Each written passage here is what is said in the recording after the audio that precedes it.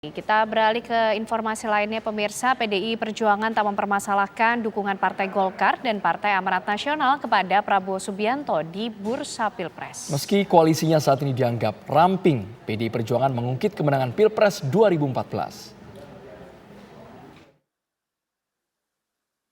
Dukungan Partai Golkar dan Partai Amanat Nasional untuk bakal capres Prabowo Subianto disorot elit PDI Perjuangan.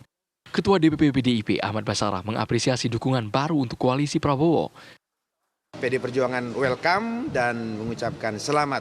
Mudah-mudahan kerjasama politik itu akan berlanjut sampai pendaftaran di Komisi Pemilihan Umum pada batas akhir masa pendaftaran presiden nanti. PDIP dan Partai Golkar sebelumnya sempat bertemu dan kedua partai membentuk tim teknis untuk wacana kerjasama politik. Menyusul dukungan Partai Golkar ke Prabowo, Ahmad Basarah menyebutnya dinamika politik biasa. PDIP juga tetap terbuka untuk koalisi dengan partai lain. Politik itu dinamis, cair, ya. Bahkan tidak ada jaminan juga partai politik yang sudah menjalin kerjasama politik itu ketika NDN pendaftarannya nanti akan masih tetap bersama-sama. Apalagi yang baru sekedar penjajakan. Dan itu kami anggap satu hal yang wajar dalam dinamika politik kita seperti ini. Karena yang penting bagi kami, sebuah kerjasama politik itu dasarnya adalah harus kesukarelaan, keikhlasan, kehendak bersama. Nggak boleh ada kawin paksa. Yang paling penting adalah bagi kami, sebagai partai politik yang memiliki golden ticket untuk mengusulkan sendiri calon presiden dan wakil presidennya, PDI Perjuangan tidak mau jumawa, tidak mau menyombongkan diri. Maka dengan demikian kami tetap membuka diri untuk bekerja sama dengan partai-partai politik lain.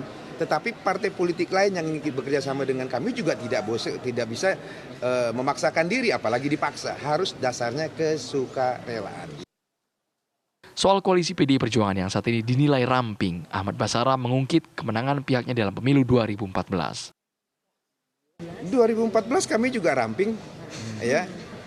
Kami menghadapi calon presiden dan calon wakil presiden yang didukung oleh presiden yang sedang berkuasa pada waktu itu. Pak Hatta Rajasa kan besannya Pak SBY, Presiden SBY pada waktu itu. Kami partai-partai yang dihitung oleh para pengamat politik bukan partai besar pada waktu itu. Hanya bersama dengan Nasdem, PKB, dan Hanura.